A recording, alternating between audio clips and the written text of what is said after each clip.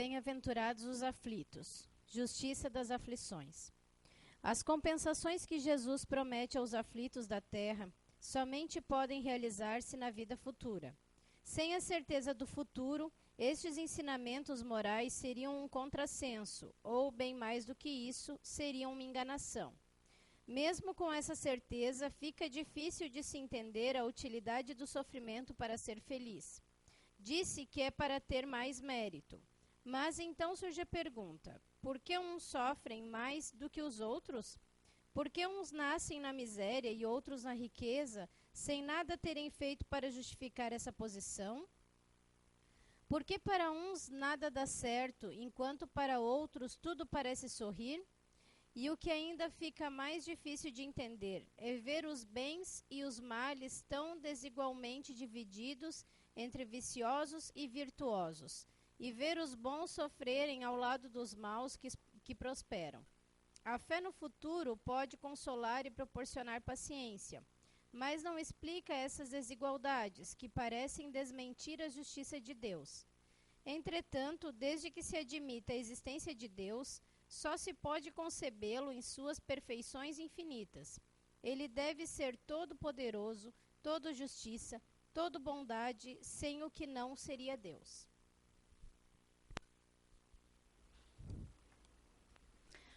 Boa tarde a todos. Será que Deus é justo mesmo? Dando para uns sofrimentos e para outros não? E estes sofrimentos geram ansiedade em nós ou não? Nós poderíamos dizer que aqueles que não passam por sofrimentos, calamidades, poderiam não ter ansiedade, né? Tranquilo, minha vida é uma linha reta, contínua. Não passei por nenhuma dificuldade ou problema. Vocês estão aí avaliando suas vidas, né, enquanto eu estou falando. O que me gere ansiedade? Será que a ansiedade todos nós temos? Ou só algumas pessoas entre nós neste mundo têm? O que é essa ansiedade? Como ela é gerada? De onde vem? O que ela causa? Que transtornos ela traz para as nossas vidas? Então é isso que a gente vai tentar entender um pouquinho hoje. A leitura, a causa das aflições, entra todo esse capítulo nesse assunto que a gente vai trabalhar hoje. As causas das aflições, a justiça das aflições, as causas anteriores das aflições e as causas depois, né? Todo esse capítulo ali envolve. Vamos entender mais no final. Mas o que é, então, essa ansiedade? A psicologia ela tem uma teoria que diz que a raiz da ansiedade está desde o nascimento humano. Ela diz que quando o ser humano é colocado face a face com as limitações de seus poderes, quando diz ali de seus poderes, parece que a gente tem poder de mudar. E ao mesmo tempo, parece que a gente não tem esses poderes. Eu apaguei, coloquei novamente, porque sim. Limitações de poder parece que nos deixa fortes, né? Que nós conseguimos. Aí no momento me veio, não, mas não é poder. Se são limitações, não. Eu voltei atrás e é poder sim, a gente vai entender depois. Por que esse poder? Se nós temos ou não realmente esse poder. E essas limitações e vulnerabilidades fazem parte da própria condição humana. E são as fontes universais de toda ansiedade posterior. Ou seja, o que a psicologia está querendo dizer é que todos nós temos ansiedade. Todos nós temos mesmo? Vamos entender um pouquinho mais. Ainda ela diz que a ansiedade, vocês já vão se avaliando aí para ver, eu tenho ansiedade. Não, eu não tenho ansiedade. Ela diz ainda que a ansiedade é um estado de agitação motora, excitação intelectual, provocado por sentimentos de natureza penosa, ou seja, são sofrimentos, né? Independente da forma que seja, que se revela por movimentos desordenados, mas pouco variados, indicando medo, angústia, desespero, pavor, etc. E está a fonte. Eu diria que tem muito mais sintomas ainda. Que muitos de nós aqui pode ser que não me causa a minha ansiedade, não senti o pavor. Posso ter sentido uma outra coisa. Angústia geralmente traz para todos nós. Desespero. Nem todos vamos entrar em desespero. Né? Então, eu acredito que tenham muito mais sintomas. Tá? Ali, a psicologia citou só alguns, mas acredito que tenha muito mais sintomas que a gente possa vir a sentir. Até porque as situações que envolvem o cotidiano são muito diversificadas. Na visão de Freud, o pai da psicanálise, grande contribuidor da psicologia, para ele, a ansiedade é uma espécie de sistema de alarme, né? Que previne um perigo quando? Que perigo é esse? Ele diz que nós temos o ego e o superego. O ego, o nosso consciente. E ele quer pôr para fora situações, vontades, desejos, ou seja, ele diz ideias, ele quer pôr para fora, ele quer trazer ao consciente ideias que o superego não permite, que é reprovado. Então, esse alarme vai fazer com que o superego entre em ação e não deixe vir à tona essas vontades. Se ele está correto ou não vem ao caso. Muita coisa ali, no que eu entendi, sim, está correto. Mas, por outro lado, a gente vai chegar lá, não vamos discutir a teoria dele, a teoria dele trouxe muita ajuda, né, através da psicologia, para nós, seres humanos. Nem todos estão aqui dentro, nem todos têm o conhecimento da doutrina espírita, que é uma grandíssima auxiliadora. Por quê? Porque conhecendo das reencarnações, sabendo das reencarnações, nós sabemos que o que está lá guardado, que o superego não deixa vir à tona, precisa também ser trabalhado. Em algum momento vai vir. Mas, no meu pouco conhecimento, também pode ser que ele está querendo dizer, interpretando um pouquinho, pode ser que ele está querendo dizer que deixe então só vir à tona no momento correto, no momento em que você estiver preparado para trabalhar isso. Digamos assim, um exemplo, que eu venha com um erro, um problema de índole, um erro não é erro, não. Um probleminha lá exacerbado, que não é bom vir à tona, que eu já cometi esse erro em alguma outra encarnação ou outras, e eu não consegui ainda eliminá-lo, não superei ainda. Ainda existe a possibilidade de eu cometer este mesmo ato, e é um ato que é tanto terrível para mim quanto para a sociedade, na minha interpretação. Então, aí, cabe ele assegurar, ao superego segurar, enquanto não chegar o momento de eu trabalhar isso. Aí, para nós, que já estamos aqui, à luz da doutrina espírita, com todo este conhecimento, que envolve o quê? A nossa evolução, principalmente moral, a correção de nossos atos, de nossos débitos, das nossas mazelas, aquelas atitudes que ainda nos atrasam. Nós temos a doutrina espírita que nos dá o suporte do conhecimento e a força moral para conseguirmos trabalhar esses defeitos que a gente traz. E ainda diz Freud que a ansiedade ela decorre de 3 formas, né? Ela tem ansiedade moral, a ansiedade real e a neurótica. A ansiedade moral decorre da censura do superego, que foi o que eu falei, a ansiedade real pela percepção do perigo, né? E a ansiedade neurótica expressa pelas fobias, né? Medo persistente e irracional. Que a gente sabe que é onde acontece que muitas pessoas vão parar na psiquiatria, muitas vezes por causa de umas fobias dessas, né? Continuando, psicólogos e psiquiatras dizem que a ansiedade é o mal do século XXI. Eu fiquei analisando o mal do século XXI, mas se a gente já traz a ansiedade, espera aí, Beatriz, não, está certo sim. Com a modernidade, ele pode ser um grande mal, sim.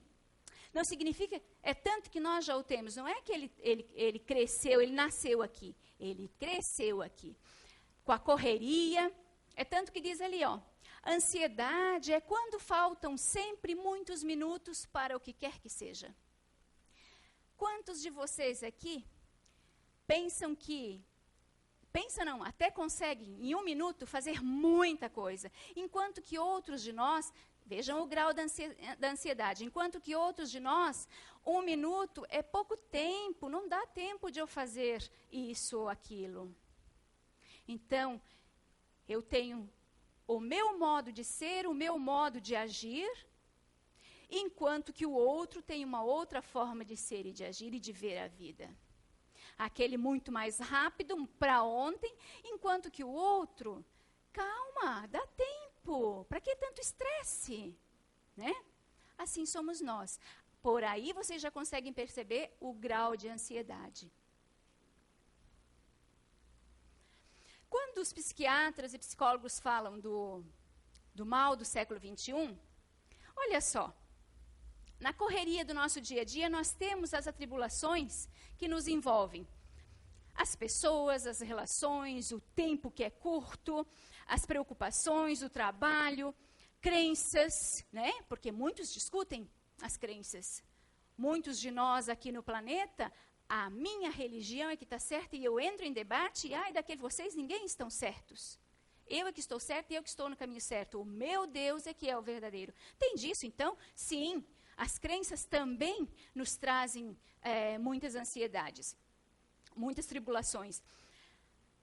As incertezas, os fatos que acontecem realmente nas nossas vidas, né? A saúde, os próprios pensamentos nos trazem ansiedade, angústia, né?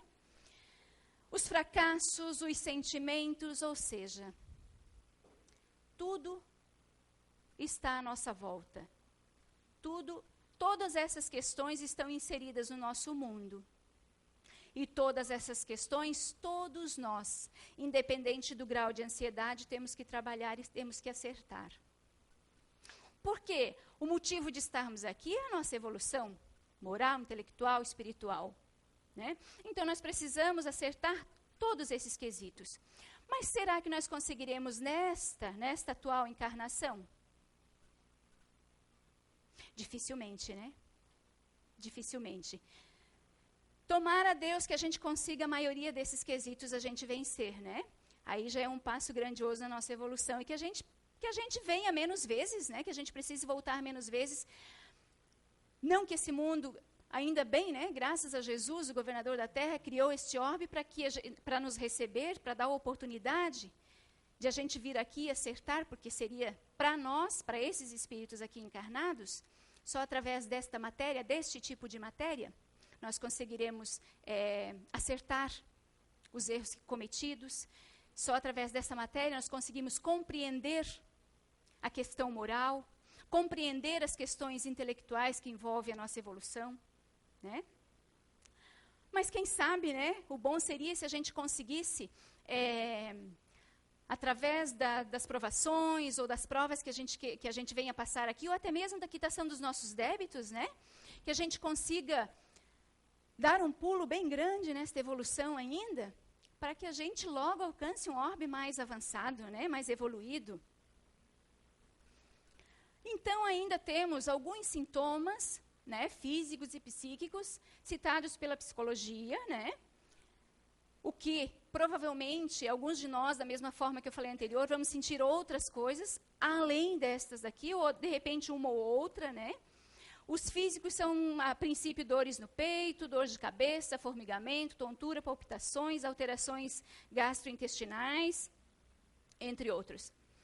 Psíquicos, insônia, irritação, tensão, inquietação, perda de concentração. Esses sintomas são os que nós mais atendemos em tratamento aqui. Os sintomas psíquicos são os que mais pegam as pessoas. Até porque os sintomas físicos, a gente tem os paliativos, né? A gente vai na farmácia por uma questão gastrointestinal, né? Por uma dor de cabeça, a gente vai lá no médico, né? Agora, as questões psíquicas já são um pouquinho mais complicadas. E às vezes, na maioria das vezes, nós nem percebemos, nem sabemos por que temos esses sintomas ali. Claro que por trás da ansiedade houve um dispositivo. A psicologia nos mostrou aqueles dados lá, nos mostrou a teoria, né, no qual ela acredita, que realmente ela acredita que nós já trazemos ao nascer, né? E aí, eu achei interessante porque encontrei pesquisas, peguei só 2, mas eu encontrei pesquisas.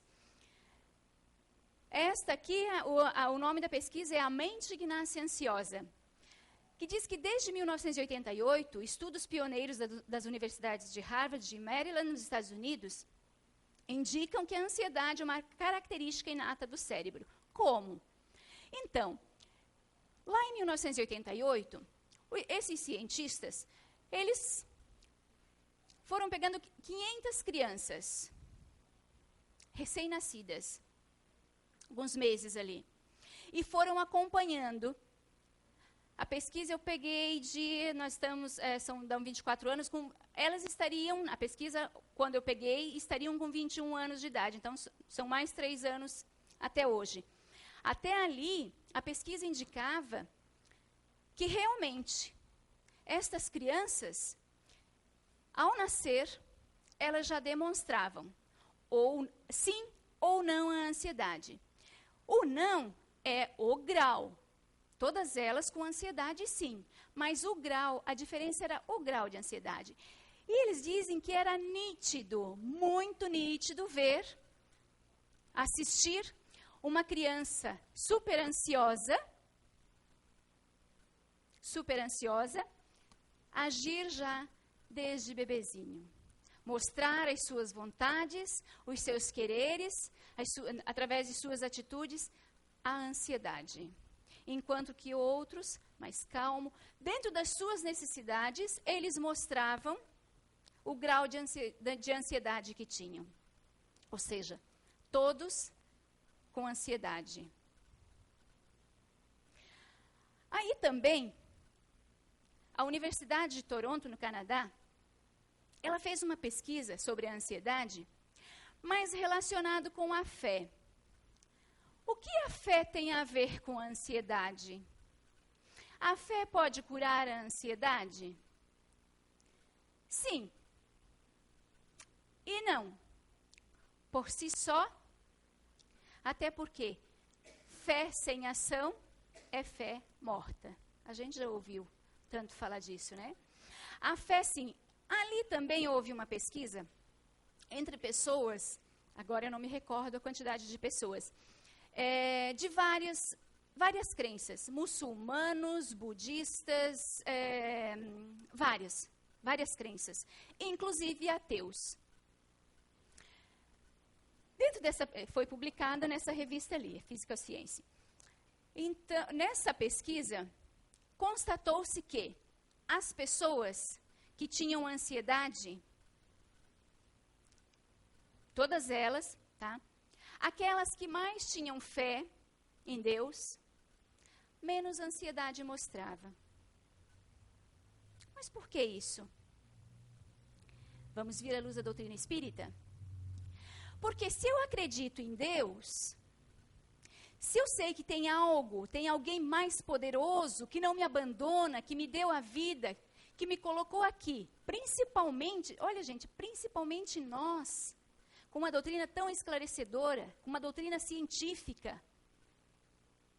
nos mostrando, através do capítulo das bem-aventuranças ali, bem-aventurados os aflitos, da justiça das aflições, das causas atuais e anteriores das aflições. Basta ler este capítulo ali, e a gente vai perceber que ali nós vemos que sim, nós temos que ter fé, nós temos que acreditar nele sim, no Pai sim, porque ele é todo justiça, e que se nós estamos aqui, passamos por essas dificuldades, por os problemas que tem aqui no mundo, no qual estamos inseridos, foram causados por nós.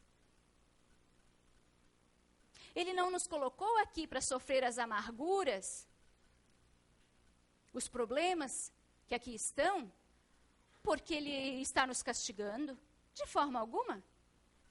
Que Deus justo seria esse?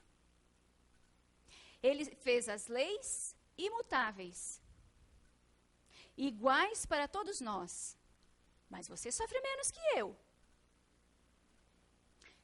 Quem sabe eu não errei tanto quanto você? Quem sabe os meus erros foram diferentes do teu? Mas todos, independente do grau do erro que cometemos, dos males que fizemos, todos eles são pesados na balança, cada um por si só. Você sabe mais, você vai ser mais cobrado. Você sabe menos? Quantas vezes a gente já ouviu aqui, né? Porque nós somos uma casa onde a gente cobra muito essa questão moral, essa reforma íntima, que muitos de vocês, de repente, reforma íntima. Reforma íntima, sim. Sem a nossa reforma íntima, nós não vamos ter a nossa evolução moral, nós não vamos consertar os nossos débitos, consertar os nossos erros e quitar os nossos débitos. É necessário, sim, a reforma íntima. Mais cedo ou mais tarde, ela é necessária. Assim como nós precisamos da evolução intelectual, do conhecimento, para evoluir, nós precisamos do lado moral também. E sem o lado moral, sem essa reforma, nós não vamos conseguir esse avanço. E ali, então, ficou determinado o diagnóstico que as pessoas que realmente acreditavam em Deus tinham menos ansiedade. Por quê? Porque oravam mais, agiam diante da confiança em Deus, batalhavam no seu dia a dia, ou batalham no seu dia a dia, para ser um ser humano melhor, para ser um homem de bem, sabendo que as aflições, os problemas vêm sim. Mas mas eu não precisava passar por um problema desse. Mas olha só, nós estamos num mundo onde os problemas estão ali. Independente de eu ser um co-participador ou não deste problema, de eu ter ajudado a criar este problema ou não. Tudo é aproveitado. Se de alguma forma me raspou este problema, ou eu vou adquirir um merecimento, mas a gente não está querendo saber de merecimento aqui, né? A gente só está querendo saber de não passar pelos problemas. Que Deus tire os problemas do meu caminho. A gente não vê quantos problemas a gente já tem, a gente já trouxe. Aqueles débitos, pequeninos ou grandes, que muitas vezes ali está sendo quitado, esse raspão ali, vamos aproveitar já que atingiu, vamos aproveitar e tudo é aproveitado, e vamos eliminar da ficha dela aquela situação lá que ela devia. Mas eu estou aqui, eu nem fico sabendo, só acho que foi injusto. Só vou dar a devida importância e devido valor quando eu estiver no mundo espiritual, ou na erraticidade, como a gente chama, e fomos passar o filminho da nossa vida, né? Então é assim. Será que é só ali que a gente vai ver a justiça de Deus? Será que aqui a gente não está ainda para acreditar nele e fazer a nossa parte, independente das aflições, dos problemas que surjam? Vamos ainda, com os problemas que surgem no nosso caminho, vamos ainda maldizer a Deus? Por que eu estou passando por isso? Deus é injusto? Nós somos tão pequenos ainda, que nós só queremos entender e saber de não passar agora. Nós ainda vivemos o agora, nós ainda vivemos esta vida. Nós não pensamos que o mérito maior é o lado espiritual, é o nosso espírito. Nós ainda trabalhamos pelo meu ego aqui, pela minha imagem aqui, pelo meu eu aqui, pelo meu eu material. Pouco trabalhamos pelo nosso lado espiritual, que é o que mais conta, é o que mais vai contar. Nessa pesquisa ainda, os ateus, como ficaram os ateus? Interessante que eles disseram que a pesquisa não provava, para eles, não provava que Deus existia, mas provava que, se tem uma fé, realmente menos ansiedade. Para amenizar a ansiedade, muitos de nós chegamos a esse ponto. Roer as unhas, comer exageradamente, deixar de comer, fumar freneticamente, consumir bebidas alcoólicas com mais frequência. Consumimos drogas ilícitas. Outros perdem o sono, outros dormem demais. E no limite das próprias forças, muitos passam a utilizar medicamentos. Drogas lícitas. Né? E esquecemos da maravilhosa doutrina que nos diz que o amanhã é apenas consequência de como vivemos hoje. O que nós plantamos hoje, não tem. Nós vamos colher amanhã. Plantamos, colhemos. Isso é muito importante para que a gente pense nos nossos atos hoje.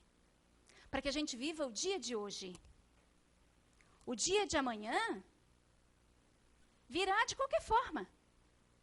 Ou para muitos de nós, quando acordarmos, nem estamos mais aqui. Já estamos no lado de lá. E daí? Como é que fica eu querer consertar amanhã o que eu errei hoje aqui? Hoje eu não quero saber. Hoje eu vou aprontar todas, eu vou liberar tudo, eu vou liberar geral. Sabe por quê? Amanhã é outro dia. Amanhã é outro dia.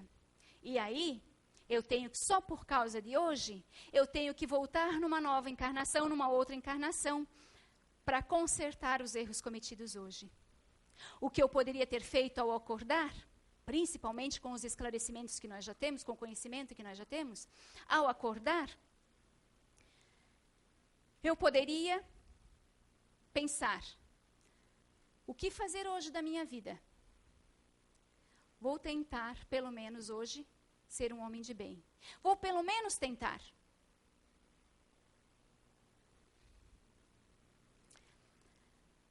Mas para eu tentar ser um homem de bem e fazer a tal reforma íntima, eu preciso me conhecer. A mim. Não adianta eu conhecer você. Tá? Olha, eu conheço vocês, eu conheço você.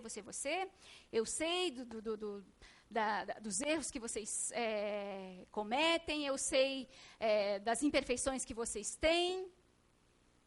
E vou tentar ajudar vocês. E quem vai me ajudar?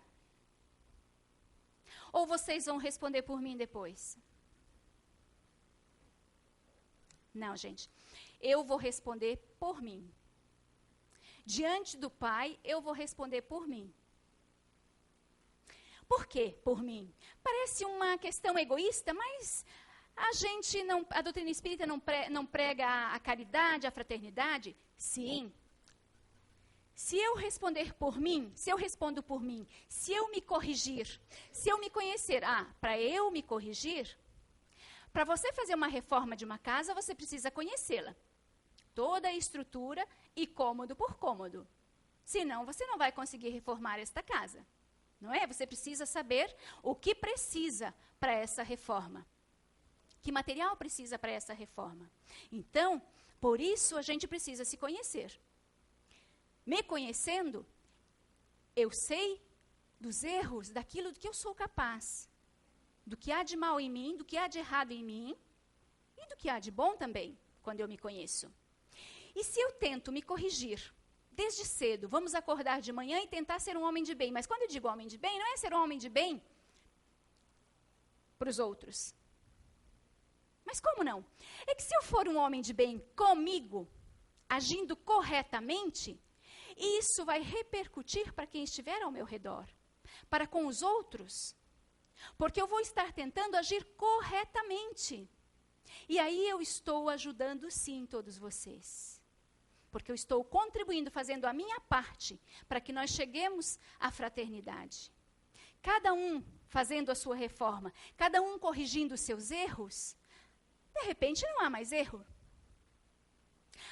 Tudo bem que se eu consigo lidar com os meus, já estou fazendo a minha reforma, já estou um pouquinho mais adiante e eu consigo te ajudar, está ao meu alcance te ajudar, eu não posso deixar isso passar em branco. O que eu não posso esquecer aqui é que eu tenho que consertar a mim. Eu deixar de consertar a mim para ir consertar você. Isso eu não posso fazer. E conhecer a si mesmo, nós já temos grandes filósofos na história.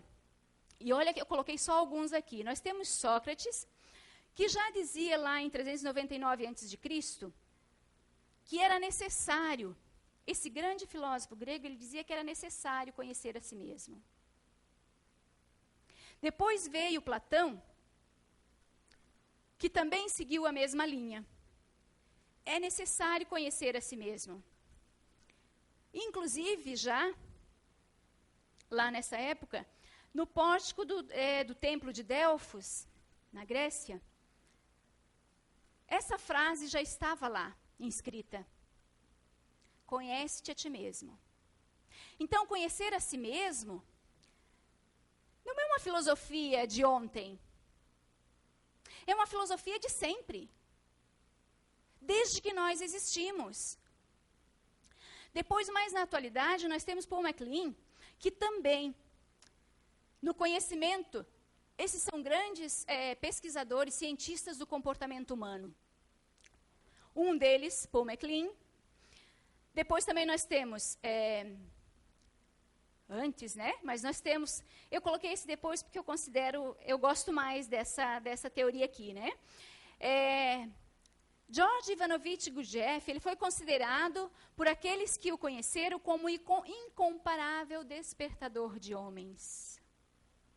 Ele também dizia que havia necessidade de conhecermos a nós mesmos. É claro que todos eles desenvolveram todo um conhecimento para chegarmos ao conhecimento, toda uma teoria para chegarmos ao conhecimento de nós mesmos. Mas onde estava essa teoria? Era só teoria? Estudando todos esses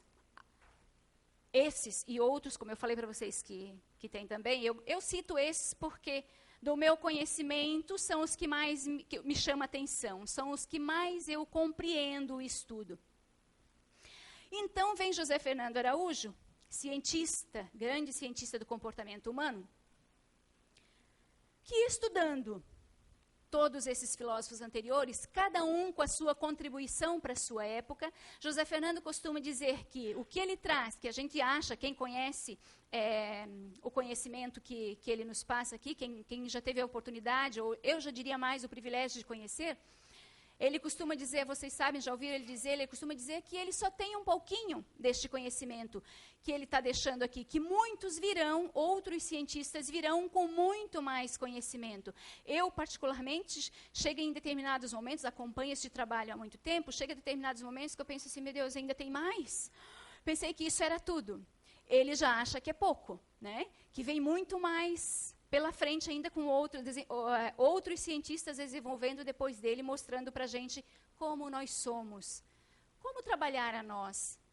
Porque até então você falou que a psicologia diz isso, que Freud disse aquilo, que a doutrina espírita diz que a gente precisa se reformar, que a gente precisa se conhecer. Santo Agostinho também disse que a gente precisava despertar do sono de nós mesmos. Mas como fazer isso? Como conseguir olhar para dentro de nós e ver como nós somos? Para alguns de nós é muito difícil olhar para dentro de nós e depararmos com quem nós somos. Mas não esqueçam, para aqueles que acham difícil olhar para dentro de si, não esqueçam que nós estamos no mesmo barco, que ninguém está aqui sem um defeito, que ninguém está aqui sem uma carga devedora. Todos nós estamos aqui com débitos, com acertos, com erros que nós temos que acertar. Todos nós estamos no mesmo barco. Vamos trabalhar dentro de nós para que a gente não afunde esse barco. José Fernando, estudando esses cientistas, foi buscar dentro de nós. Até então era teoria, foi buscar dentro de nós. Mas onde está isso tudo? Como trazer para nós, como utilizar este conhecimento, como conhecer a nós mesmos? Então, ele, no Brasil todo, né, este conhecimento que eu vou apresentar para vocês, não foi uma teoria que ele fez, que ele criou. Tá? Igual a Sócrates, ele foi buscar em cada um de nós, em cada um de vocês que está sentado aí. No Brasil e na Europa, em vários países. Se confirmou que você tem as mesmas características que aquele, tem a mesma base que aquele. A forma que você vê a vida, lá na Suíça, lá na Alemanha, também aquele determinado grupo, aquela determinada base, também vê a vida dessa forma. Foi buscando daí. E quando ele chegou de volta de viagem, ele escreveu o primeiro livro, que já esgotou até a 3ª edição, se eu não me engano. Conhece-te a ti mesmo. Depois, voltando lá um pouquinho, Conhece-te a ti mesmo, essa obra ele fez mais baseada, mais voltada para um público profissional em geral, eu diria. E depois ele escreveu Arqueologia do Ser, que é a minha paixão, Arqueologia do Ser. Está falando de nós. Nós, o que nós já fomos, porque nós somos milenares. A nossa arqueologia, como nós somos, de onde vem isso tudo? Por que eu sou assim hoje? Está ali. Mas hoje eu vou apresentar um pouquinho, para quem não conhece ainda, um pouquinho deste conhecimento. Eu não vou dizer que é uma teoria, porque não é uma teoria. É uma prática, está dentro de nós. Eu consigo enxergar, eu consigo ver, eu consigo saber quando eu estou agindo desta forma. E como age? Então, nós estamos falando de ansiedade e falamos que a gente precisa se conhecer para não deixar com que essa ansiedade nos traga mais problemas hoje, né? Além dos que a gente já tem. Porque é a ansiedade que contribui para grandes erros nossos. Para uns mais, outros menos, né? A ansiedade, ela tem uma forma, ela é uma questão sequencial. Ela começou na antiguidade, nos primórdios, com o medo. Os povos, aqueles povos primitivos, aqueles primeiros que não saíam do lugar, que viviam em tribos, que viviam em cavernas, que viviam naquele mesmo local, cuidando um do outro. Que a gente chama aqui, as pessoas que têm a base ou a paixão, medo. Mas não é um medo instintivo. Não é esse medo que todos nós temos. É um medo aqui de conservar, de proteger, de continuar continuar sempre assim. Não vamos sair daqui, não. Vamos ficar aqui, porque a gente não sabe o que tem lá depois, né? Esse era uma ansiedade. Vamos ficar aqui. Esse é um tipo de ansiedade. Mas dentro desse povo ali, tinha aqueles, prevalecia as pessoas, ou seja, tinham mais pessoas que tinham esse medo, que queriam que as coisas continuassem como sempre foram. Mas se continuassem como sempre foram, nós não sairíamos de lá, né? Da era das cavernas. Dentre eles, tinham aqueles inovadores. Tinham aquelas pessoas que tinham a ilusão. A ilusão, o que será que tem depois daquele monte, depois daquela montanha? Tem que haver algo. E esses, na ansiedade de ir buscar mais, de conhecer o novo, porque só isso aqui já está monótono demais. Queremos coisas novas, queremos inovar. Saíram em busca do conhecimento de outros lugares, de outras coisas. Se aventuraram. Essa ilusão foi um grande passo para chegarmos onde estamos hoje.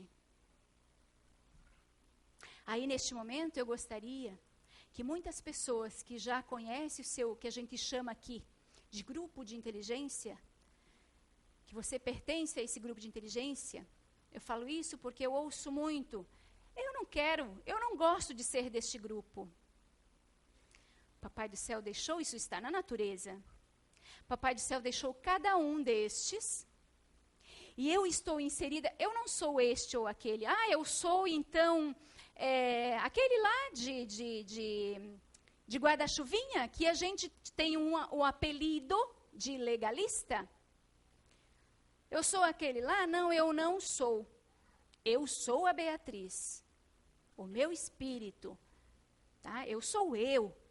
Eu estou hoje, Papai do Céu me deu hoje, esta base. Eu estou inserida hoje nesta base. Eu pertenço hoje ao grupo de inteligência dos legalistas. Por quê?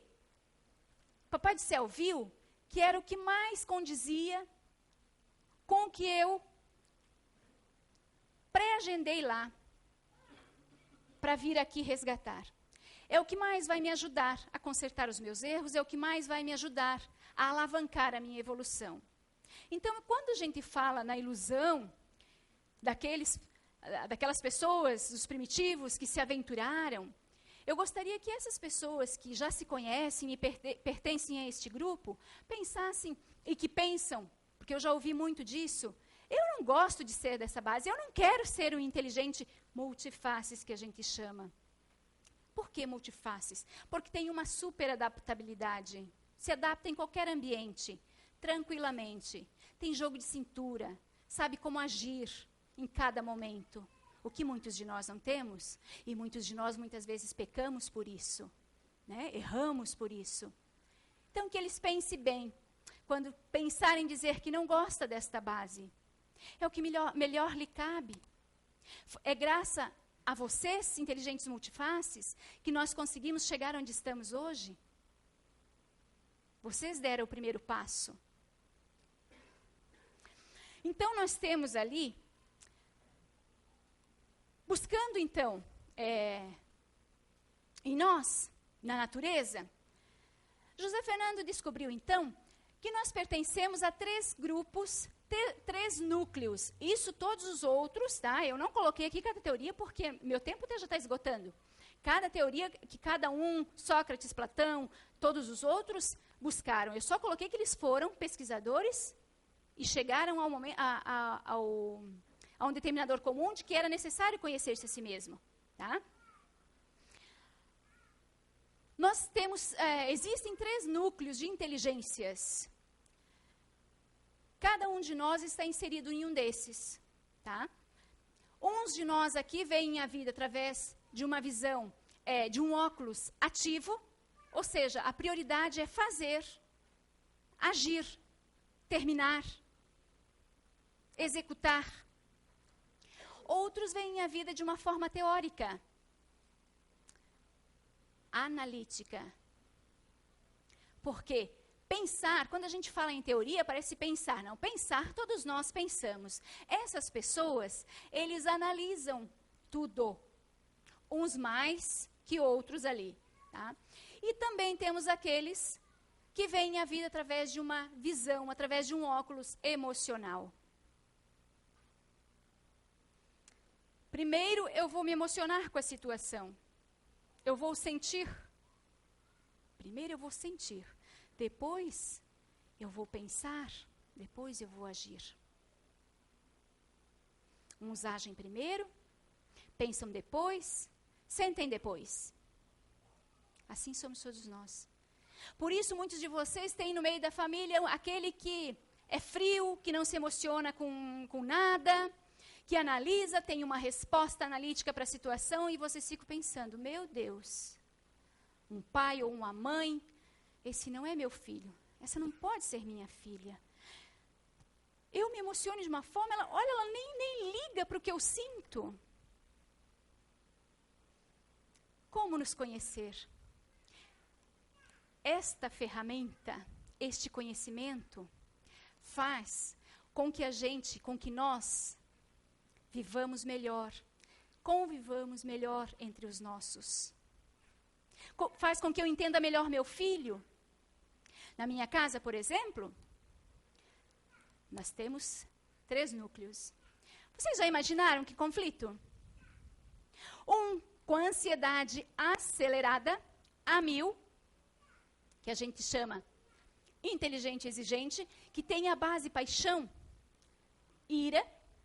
Essa ira, antigamente, considerada um pecado capital, né?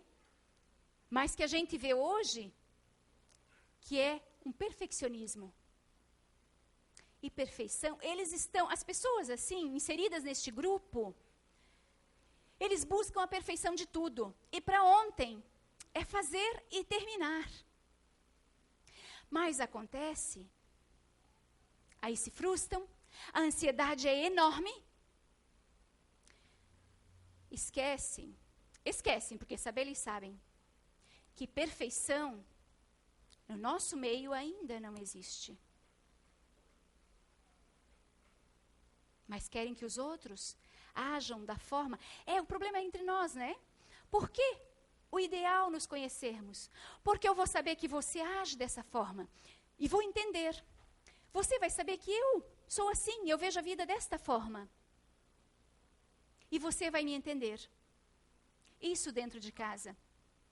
Eu tenho uma filha com um ativo, que a ansiedade, quando está chegando... lá fora ainda, a gente nem percebeu, a gente já sabe que porque tem o meu filho, né? Eu estou dentro do núcleo emocional, exemplo para vocês, eu estou dentro do núcleo emocional, ela está dentro do ativo, ele também, mas ele tem a característica dele, a hipertranquilidade. E vê a vida, porque eu estou colocando para vocês aqui só um iniciozinho do que é todo este conhecimento. Tem muito, muito mais por trás de cada um. O que me condiciona, a forma que eu vejo a vida condicionada. Ele tem um teórico no condicionamento, ou seja, ele age, ele vê, tudo ele analisa primeiro. É frio. Dá um abraço. Chego para abraçar meu filho. Ele olha para mim. Deu? Deu? Ele faz assim para mim. Vocês já pensaram? Se eu não me conhecesse, se eu não conhecesse ele, como seria? Meu Deus, meu filho está com problema. Nenhum abraço eu posso dar nele. Por que a gente vem assim? Por que a gente vem um diferente do outro? Todos nós vamos ter que experienciar cada uma vivência dessa. Todos nós, para chegarmos à perfeição. Todos têm ansiedade? Todos têm. Vocês perceberam que está na natureza. Vocês perceberam que está conosco. A própria psicologia, que não crê em reencarnação, ela já diz que está conosco desde o nascer. E trata, né?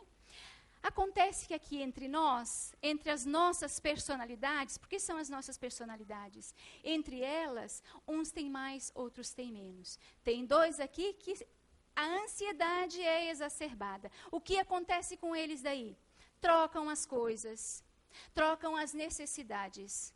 Aquilo que é menos necessário, que é menos preciso, vai fazer depois, vai fazer antes do que aquilo que é necessário neste momento. Pela ansiedade. Um pela ansiedade do fazer, do terminar, do executar e terminar. O outro, o da ilusão, pelo resultado disso que eu estou fazendo. E daí, a ansiedade é tão ruim assim? Não, desde que ela esteja em equilíbrio. A ansiedade, ela é uma mola, uma alavanca também para que a gente faça, para que a gente crie, para que a gente faça coisas para a nossa evolução. Mas ela tem que estar em equilíbrio, porque se ela estiver em desequilíbrio, aí nós colocamos tudo a perder, sim. Aí nós entramos em todos aqueles sintomas, vamos precisar de um psicólogo para nos ajudar, de um psiquiatra para nos ajudar, porque nós vamos chegar em tal estágios, né? Ah, mas aí eu vou dizer para vocês, na minha base, eu poderia ir me tratar com psicólogo, com psiquiatra, e nunca ninguém ia encontrar a cura para mim. Eu encontrei a cura junto. Duas ferramentas. Este conhecimento e o conhecimento da doutrina espírita. Quem me conhece aqui sabe quem eu era antes e quem eu sou depois destes dois conhecimentos. E tem gente, se contar para alguém, cansei de ouvir, não, você não era assim. Então, a gente tem jeito? Tem. É necessário que nos conheçamos. E aí, a grande frase de quem conhece a si mesmo, enxerga melhor e mais longe. José Fernando Araújo. O Espiritismo, eu já falei para vocês durante todo a nossa conversa. No capítulo 5, Bem-aventurados os aflitos, o Evangelho mostra o porquê das nossas aflições.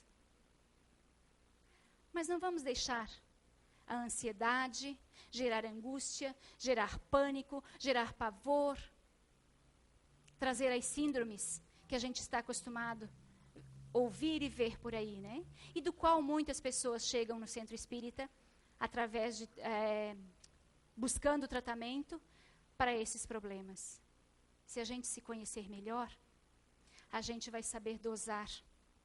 Porque a gente sabe o porquê estamos aqui. A gente tem que ter fé. A gente tem que orar mais. Diante da leitura do Evangelho, nós temos aqui esses dizeres ainda de Jesus.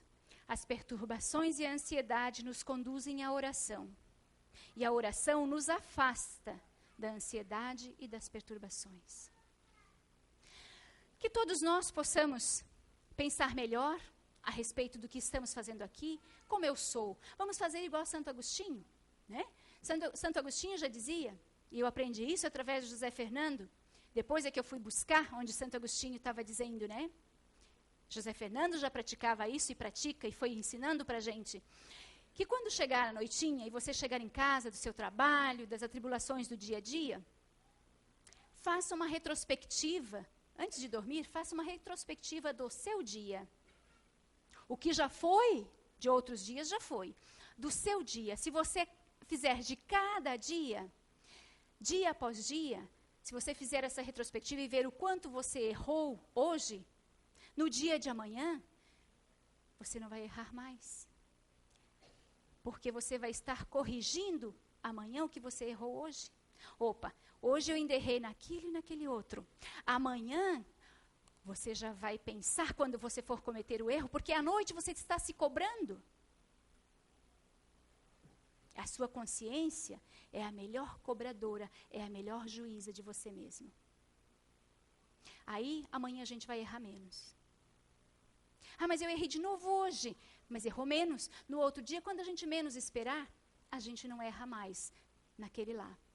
Ainda erro aqui, daqui a pouco eu começo a me corrigir, daqui a pouco eu não erro mais. E daqui a pouco, O problema é que esse daqui a pouco, para muitos de nós, leva muito tempo, né? Eu já queria para ontem.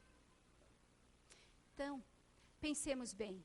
Controlemos um pouco a nossa ansiedade. Tentemos buscar mais dentro de nós mesmos. Onde estão os meus erros?